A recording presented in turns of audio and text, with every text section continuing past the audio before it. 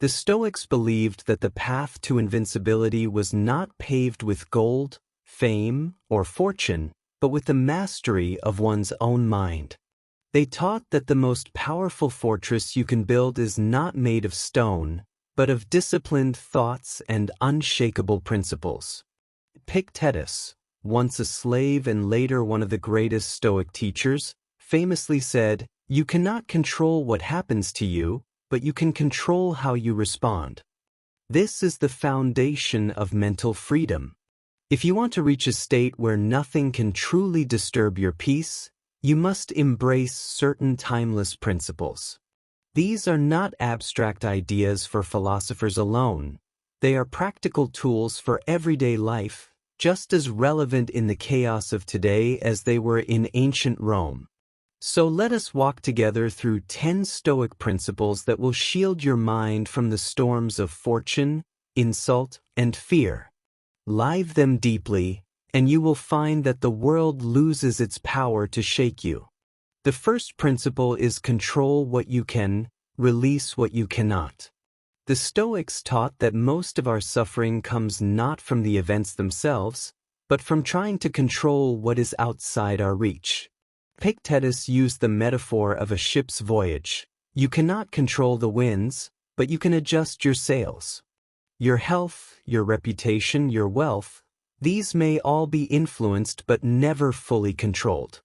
What you can control is your effort, your virtue, your actions in the present moment. Once you truly understand this, anxiety about outcomes begins to fade. If you are rejected, if the deal fails, if someone speaks ill of you, you will not be destroyed, because you never placed your peace in those outcomes. Imagine walking through life holding a cup loosely. If someone bumps into you, you don't spill it all over yourself. That's how you hold the events of life. The second principle is live in accordance with nature. For the Stoics, nature meant both the greater universe and your own human nature. It means accepting the cycles of change, the inevitability of loss, and the role you are called to play. A tree does not resist winter. It sheds its leaves in order to survive. We too must learn to adapt without resentment. Living according to nature means recognizing that death is part of life, that hardship is part of growth, and that no one owes you ease. Epictetus reminded his students that when you complain about reality, you are arguing with the gods themselves. Acceptance is not weakness. It is aligning yourself with the truth so you can act effectively within it. The third principle is discipline your desires. Most people are slaves not to other men, but to their own cravings. We desire comfort, applause, possessions, and then suffer when we do not get them.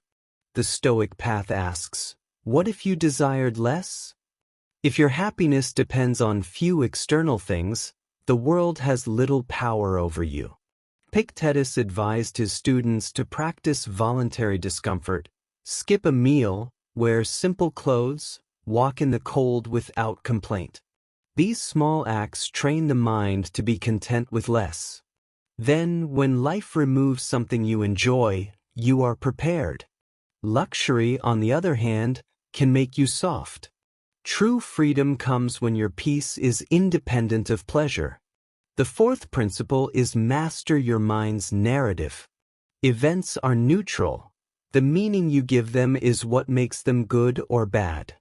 Marcus Aurelius wrote in his Meditations, "You have power over your mind, not outside events.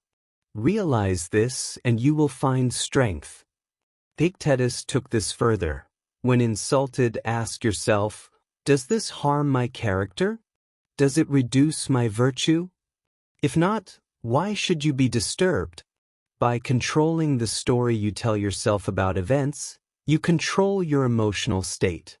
Someone cuts you off in traffic, you can tell yourself they are your enemy, or you can think, perhaps they are rushing to the hospital. The event hasn't changed, but your peace remains intact. The fifth principle is memento mori, remember death. Far from being morbid, This daily remembrance brings clarity and focus. Knowing that your time is short makes petty problems vanish and priorities sharpen. Epictetus told his students to keep death before their eyes, not as a fear, but as a guide. If you were told you had 1 year to live, how many grudges would you drop? How much trivial gossip would you ignore? You would focus only on what matters: virtue, love, meaningful work. When you carry death in your awareness, nothing petty can disturb you for long. The sixth principle is turn obstacles into opportunities. The Stoics believed that every challenge contains the seed of virtue. Marcus Aurelius wrote, "The impediment to action advances action. What stands in the way becomes the way." This means when something blocks your path, you do not waste time wishing it away. Instead, you ask, how can this make me stronger? How can I use this to practice patience, courage, or wisdom? The loss of a job becomes an opportunity to build resilience. Betrayal becomes a lesson in trust, not in others, but in your own judgment and boundaries. To a Stoic, the world cannot harm you. It can only offer you exercises for the soul. The seventh principle is distinguish between appearance and reality. Things often seem worse than they are because we react before we investigate. Epictetus urged his students, don't be swept away by the first impression. Examine. Is the danger real? Is the insult genuine? Often our suffering is multiplied by imagination. We anticipate disasters that never arrive. We magnify slights that were never intended. To live untouched by such illusions, you must train yourself to pause before judgment, to strip away exaggeration, and to see only what is. This is not apathy, it is clarity. The eighth principle is practice voluntary simplicity. The world tempts us to measure worth by possessions and status. But the Stoics remind us that the fewer things you need, the freer you are. Epictetus lived with almost nothing, yet his students described him as the richest man they knew, rich in peace, in self-respect, in mastery of his mind. Try this. Spend a day with no technology, no luxuries, just the essentials. Notice how little you truly require to feel at ease. This simplicity is not about deprivation. It is about cutting the chains that bind you to what can be taken away. The ninth principle is focus on your own virtue. You cannot control the opinions of others, the state of the market, or the whims of fate, but you can control your honesty, your courage, your justice, your self-control. These are the treasures the Stoics valued most, because no tyrant, no disaster, no betrayal can take them from you. Epictetus told his students, if you want to improve, be content to be thought foolish. This means living by your principles even when others mock you or fail to understand. When your self-worth comes from your own virtue, no insult or loss can destroy you.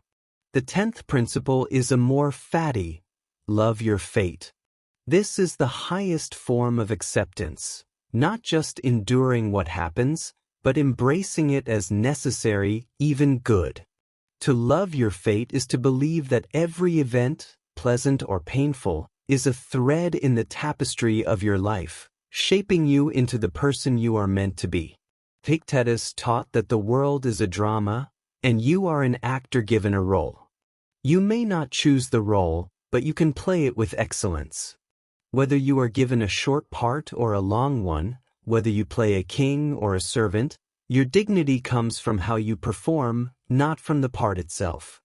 When you love your fate, nothing can truly harm you, because everything in some way serves your growth. When you live by these 10 principles, you become untouchable, not because the world becomes kind, but because your mind becomes strong. The insults still come. The losses still happen. The storms still rage. But within, there is calm. You have built a fortress that no enemy can breach, because it is constructed from your own reason, discipline, and acceptance. This is the gift of Stoicism, not the removal of hardship, but the removal of its power over you.